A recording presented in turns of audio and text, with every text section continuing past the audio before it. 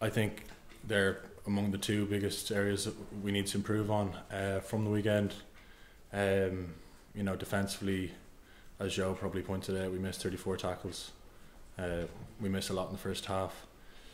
So, that's an easy fix if we've got the right mindset. And then obviously with the line out, it's been a strength for us in the past. It definitely wasn't on the weekend. So, from a forward perspective, a big focus this week has been on getting that right, and it's never down to one person. Sometimes what looks like an overthrow, when you look much closer, it's because the lift isn't right, or the movement isn't what it needs to be or it has been that week. So it's our process right across the board in that regard. So as I said, it's been a big focus this week on kind of sharpening that up. Was there an attempt by the players involved to explain what happened? After the game, to be honest, I think I wasn't there, but after the game, I think lads were just obviously quite low, a bit shocked as well, I think. So it probably wasn't the right time there to try explain, but we've done a lot of work at looking at it today and yesterday, and there's a lot of lessons there. Some of them I just mentioned, so hopefully we can learn from that this week. Andrew, just to mention there about the mindset, fix the mindset seeks to fix the missed tackles. Did you identify something wrong with the mindset on Saturday?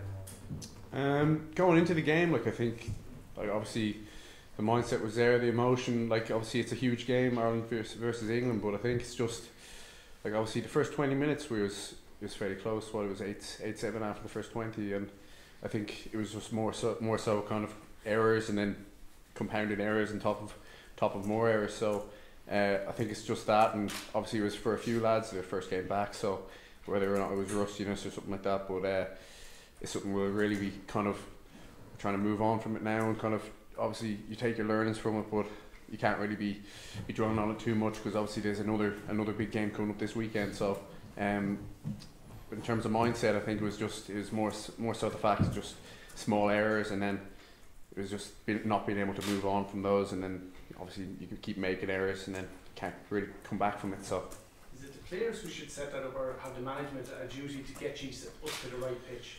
Obviously there's only so much kind of coaches and all can do. A lot of it would be kind of player led in terms of getting your mind right for the game anyway, but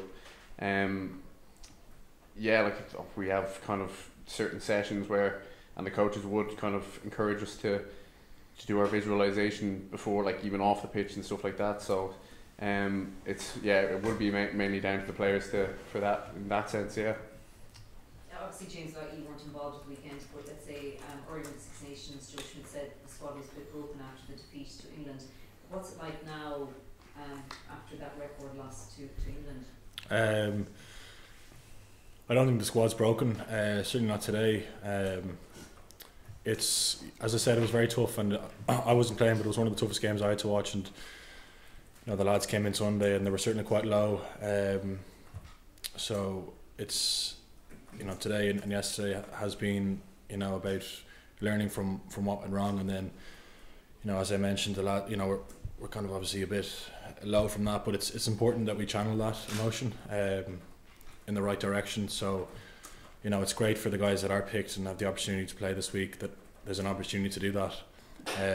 Wales certainly will be very motivated. It's Warren Gatland's last home game.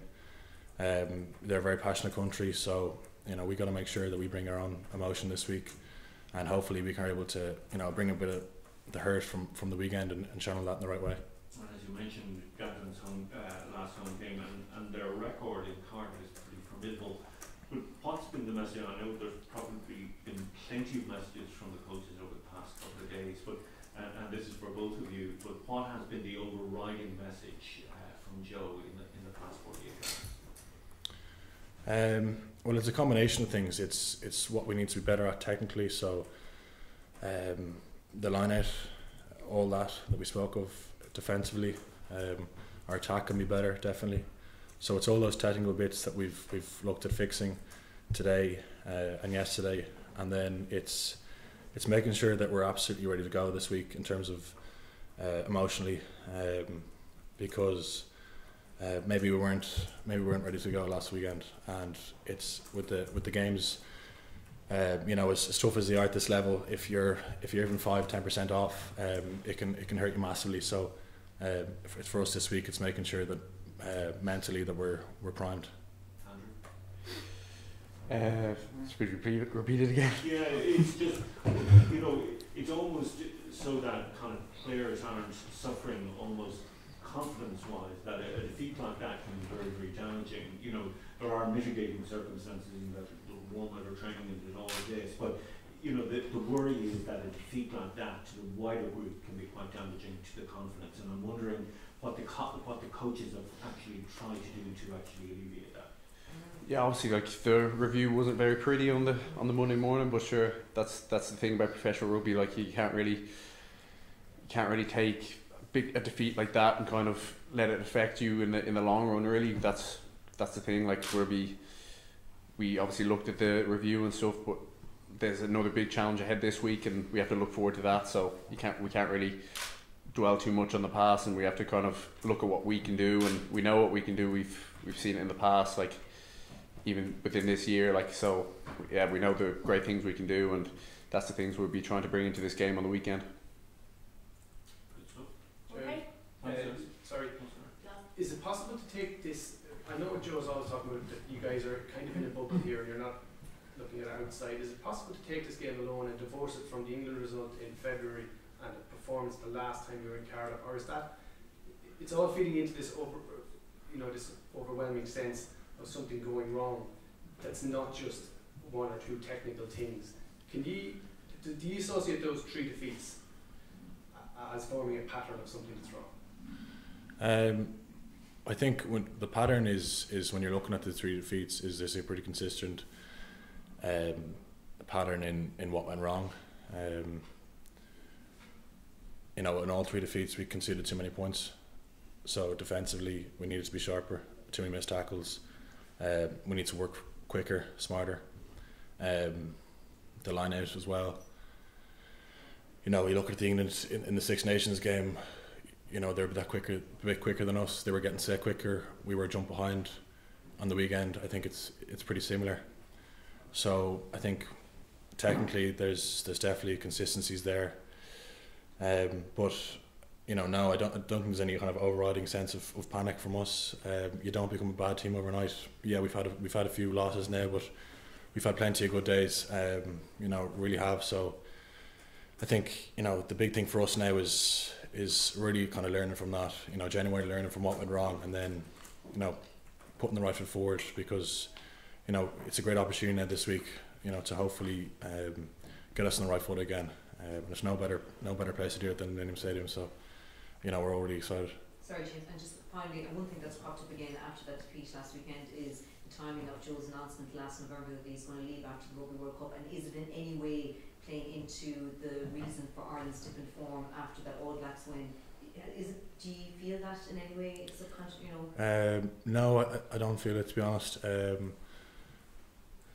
think half of us forget it sometimes with what's going on at the moment. So I think we've got to look at it, much more specifically, and think about what's gone wrong. And it's not because of that stuff. It's because of we need to be sharper at the line. It's because our defence needs to be better. It's because our attack needs to be more fluid. It's a combination of those things, as opposed to who's leaving and all that.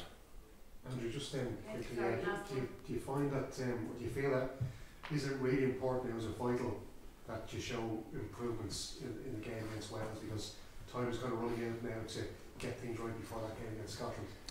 Yeah, obviously there's no good time for what happened last weekend to happen, but sure, it's better to happen now than in a few weeks in Japan. So I think it'll be great this weekend to get that kind of momentum going. We'll obviously be trying to push on from last week anyway, and really put out our best performance. So I think it's really important to do that in terms of getting momentum going into the World Cup. So I think if we can really put a marker down this weekend, it would be really good. When we get to Japan. So, and especially before we play Wales again in 2 weeks' time. So, yeah.